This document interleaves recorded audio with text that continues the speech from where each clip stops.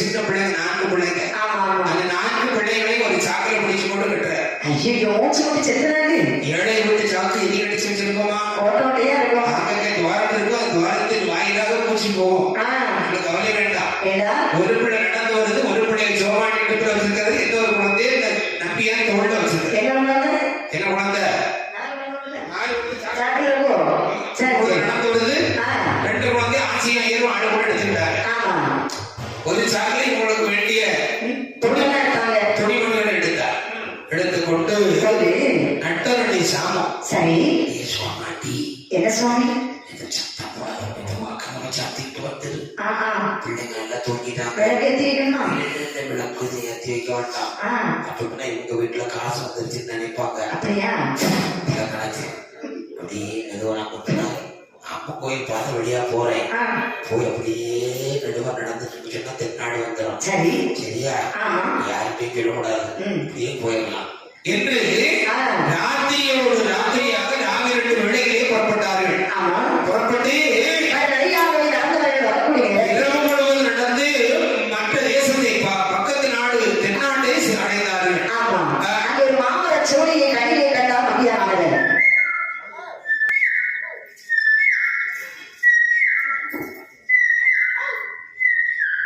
அந்த மாமர சோழியை அமர்த்து அங்கே அமர்ந்திருக்கக்கூடிய வேளையிலே நடந்த களைப்பாலே தூங்கி கொண்டிருந்தார் குடில வைத்து. கூடாரம் போட்டு அங்க தூங்குறாங்க. அந்த நேரத்தை நம்பியாருடைய கனவிலே உஜ்ஜயினி மாகாளி தோன்றினாள். ஆகவே நம்பி உடனவாடா கவலை கொள்ளாத இடத்தில் மகனே உடனவாடா. ஏய் மந்திரி உடனவாடா. மந்திரி நான் மாவாளி வந்திருக்கின்றேன். எந்திரி. மந்திரி நான் சொல்றதை கேளு. வந்திருந்தாலே பஞ்சமடைக்கு வந்திருக்கின்றாய். என்னிடத்தில் தஞ்சம் புகுந்திருக்கின்றாய். மகனே என்னுடைய ஆலயம் உஜ்ஜயினி மாமலை உச்சியிலே யோகவன காடுதலே உள்ளது. அங்கே வந்து என்னை நீ பூஜித்தாய் என்று சொன்னால் உனக்கு வேண்டிய வெகுமதிகளை நான் தருகின்றேன். இந்த ஆலயத்திற்கு செல்லக்கூடிய வழி பாதையை சொல்றது கேளு. சித்தருக்கும் பாதை வழி செய்யலையாள் கோவில் செல்லும் வழி. அங்கே வந்தால் போதும். உடலாடா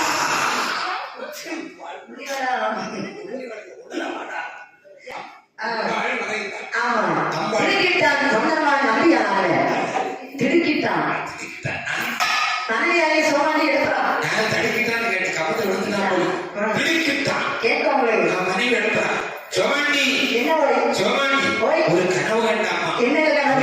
கனவு இல்ல, நல்ல கனவு. கனவுல அப்பாள் உஜ்ஜயினி மாகாளி வந்தாள். அவருடைய ஆலயம் உஜ்ஜயினி மாமலை உச்சியில் இருக்கிறதா? அவளை பூஜித்தால் நம்மை விசுவாசிப்பாள் என்று சொல்லி இருக்கிறார். நாமல் ஏற்ற இடம் தேடலாம் என்று சொல்லி அங்கே குடில வைத்து அமர்ந்தார்கள். அதன் பிரகாரம் மறுநாள் காலை பொழுது பிறந்த பிற்பாடு பூஜை வைப்பதற்கு உண்டான உபகரணங்களை அவன் எடுத்துக் கொண்டு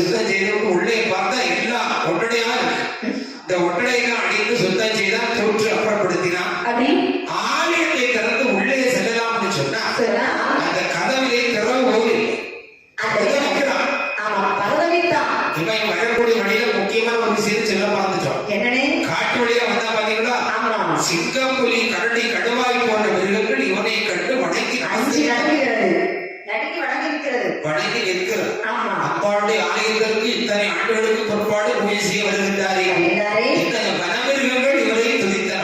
ஆமா. அப்பொழுது ஆலயத்தினுடைய சிறப்பையும் அம்பாளுடைய சக்தியையும் மறந்து கொண்டால் இந்த சந்தனவாழ்வு சந்தனமா நம்பியார் கோவில் வந்து இப்ப கோவில் கதவை திறக்கணும். ஆமா. என்ன செய்ய? கதவு திறப்பதற்கு ஆமா, கூட்டம் இல்லை, கையில் ஒரு காசும் இல்லை, திறப்பு ஒன்றும் இல்லை. கடன் தருவார் யாரும் இல்லை. இந்த சந்தனமா நம்பியார் பதினெட்டு நம்முடைய கடவுள். இப்படி அம்மா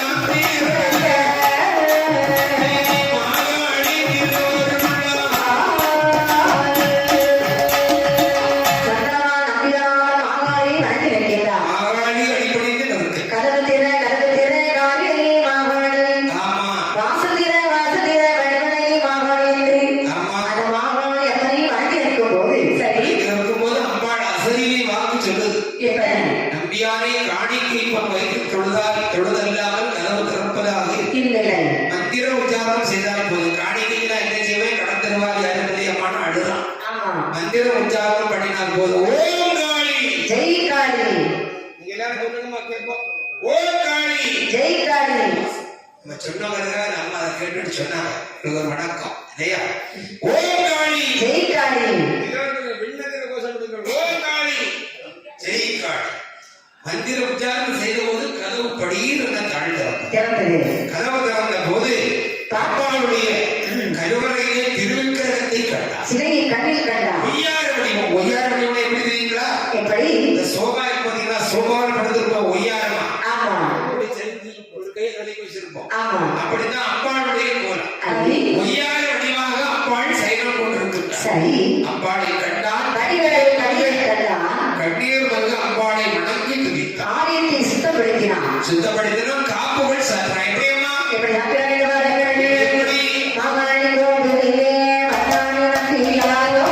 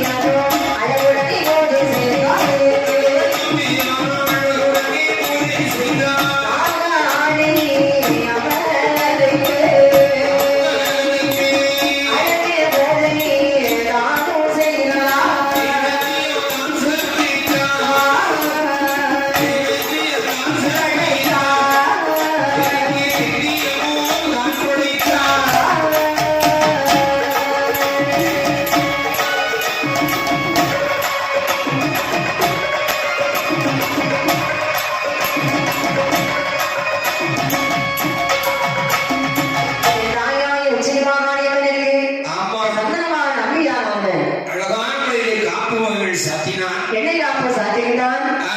எண்ணெய் காப்பு முடிந்த போது